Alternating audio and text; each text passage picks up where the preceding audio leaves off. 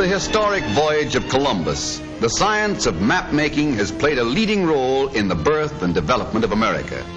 Through the intervening centuries, map information concerning this great country has grown with ever-increasing rapidity. More power to those first explorers and early pioneers who crossed strange oceans, blazed new trails, discovered new lands, new mountains, new rivers, new forests, and recorded their findings for the benefit of those to follow. Map making in the olden days was like painting a masterpiece, a slow, laborious, and highly specialized task, requiring the utmost skill and patience. Map making today has the speed of our modern streamlined methods, but it is still a highly specialized occupation. Today, the finest maps, formerly the prized possessions of the privileged few, can be had for the asking. Presto! And right at their fingertips, modern motorists can have an information bureau on any road they may wish to take. But how many of us ever stop to think what a tremendous task it is to keep constant check on the millions of miles of roads in the United States? The biggest catch in making road maps is keeping them up to date. Modern map makers have solved this by developing a trick method of printing. Revised maps can be put out every 2 weeks. By this method, maps can have their faces lifted without fuss or feathers. Here's how it's done.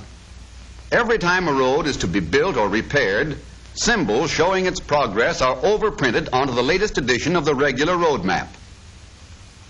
The map company's expert draftsmen spend all their time checking road reports and drawing in symbols indicating latest road conditions. These symbols are first drawn on transparent sheets laid over the original master map, from which all road maps of that district are made. This particular symbol, for instance, shows that certain roads are under construction but that detours are provided. This symbol will be drawn over every road that fits this classification at the time the map goes to press. But wait a minute. How does the draftsman know all this? It's a cinch he can't walk every mile of every road in the United States. Well, somebody has to. Who is this fellow with the 7-league boots? This work is done by field men, road scouts who each year travel the equivalent of many round trips to the moon. As a rule, these map detectives work in pairs, one man driving the car as the other plots road changes on his special chart book.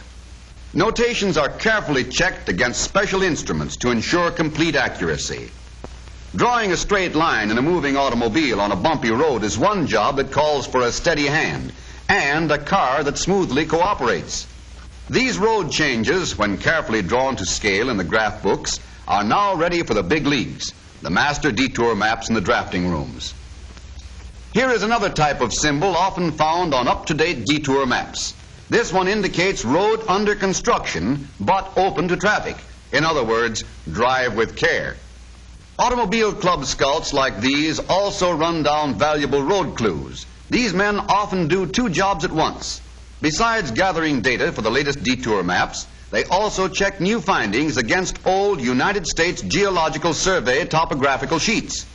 On these, they not only indicate the topography of the land, drawing in all mountains, canyons, and rivers, but they also check official mileage figures from point to point, comparing them with those already listed on the survey sheets.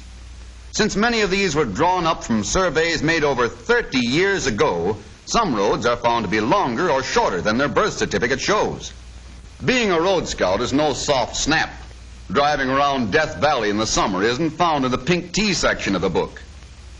But it's all in a day's work as far as these boys are concerned. Years spent in the wide open spaces have toughened them to take the worst old man weather offers. Just put on your sun goggles and take a peep at that thermometer. It's only 115 degrees in the shade. What shade? Draw 2, Jake, for the boys in the back oasis. Lucky thing their camel doesn't need a drink, though, because the water supply looks pretty slim. One of the many things these auto club scouts keep tab on is the rise and fall of elevation at certain points. Since the Earth's surface is constantly changing, like the crust of a baking pie, they often discover that what was low down on earlier surveys is now on the up and up. Elevations are recorded with an aneroid, a special altimeter like those used on airplanes. This aneroid is so sensitive to atmospheric pressure, it registers changes of elevation in inches. This reading is then checked against the altitude figure on the Geological Survey benchmark. These benchmarks, found all over the United States, list elevations for each locality. If the road scout's elevation is at outs with the benchmark reading, he makes a notation of the difference and sends it to the Geological Survey headquarters in Washington. In the meantime, there are many more roads to be covered, so the boys better step on it or they'll never make their deadline. State highway departments and road construction companies also do their stuff in giving much valuable information for keeping maps up to date. This particular symbol, road closed to traffic, means just what it says. When you come up to bad news like that, there's only two things left to do: get a tractor or turn back. Well, here comes someone now. Is he going to be sore when he finds he has to go around by Pumpkinville? Hey, mister, turn around. Nix, you can't do that. Uh-oh, this gent's no tourist. He's the highway superintendent out to see how the new road's shaping up. There are countless men throughout the country just like this highway official who, in gathering data for their own use, contribute much helpful information to the makers of road maps. This gradometer, for example, registers the pitch of the grade the car is resting on. When recorded on the Highway Department survey map, this data will be sent to map company draftsmen along with blueprints of the road being built. Yes, it's swell teamwork on the part of everyone that gets speedy, accurate information from modern road maps. Daily, these men sail into their jobs unmindful of grueling road and weather conditions. Scenes like these, multiplied thousands of times, are continually taking place throughout the length and breadth of America. Each man adds his piece to the ever-growing and ever-changing jigsaw puzzle that makes up a road map.